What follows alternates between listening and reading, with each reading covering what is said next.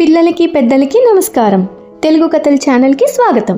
ఈరోజు మనం వినబోతున్న పవిత్రమైన కథ దుర్గాదేవి మహిషాసురమర్దిని కథ. ఈ కథలో మనకు దేవీ శక్తి, ధైర్యం మరియు సత్యం ఎల్లప్పుడూ చెడుపై విజయం సాధిస్తుందని తెలిసిపోతుంది. మరి ఆలస్యం చేయకుండా కథలోకి వెళ్దామా? పూర్వకాలం మహిషాసురుడు అనే రాక్షసుడు ఉండేవాడు. అతడు అర్ధం మహిషం అంటే ఎద్దు, అర్ధం మనిషి.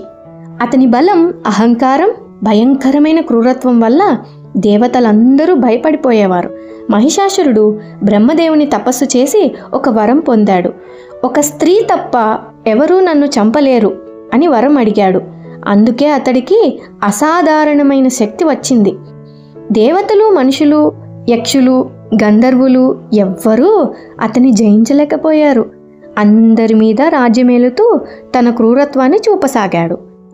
అంతలో విష్ణువు, శివుడు మరియు ఇతర దేవతలు కలిసి ఒకే చోట ప్రార్థన చేశారు. ఈ రాక్షసుని అంతం చేయగలిగేది ఒకే శక్తి, అది పరాశక్తి. అదే మన దుర్గాదేవి.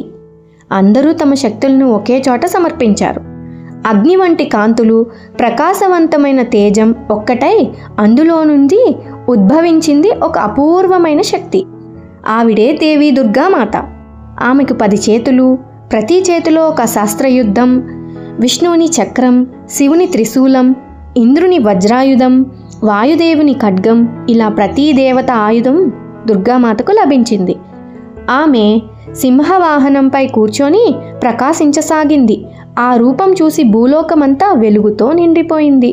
దుర్గామాత మహిషాసురుని సవాల్ చేసింది. అహంకారం చేసే రాక్షస, ధర్మాన్ని తొక్కుతున్నావు నీవు. ఇప్పుడు నీ అంతం సమీపించింది అని ఘనంగా గర్జించింది. మహిషాసురుడు మొదట తన సైన్యాన్ని పంపాడు. అనేక రాక్షసులు యుద్ధానికి వచ్చారు.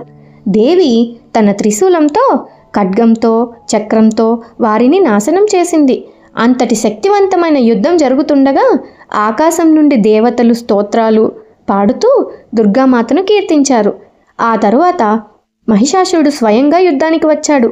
మొదట ఎద్దు రూపంలో, తర్వాత సింహం రూపంలో, తర్వాత ఏనుగు రూపంలో మారుతూ దేవిని తప్పించుకోవాలని చూశాడు. కానీ దేవి ప్రతి రూపాన్ని జయించింది.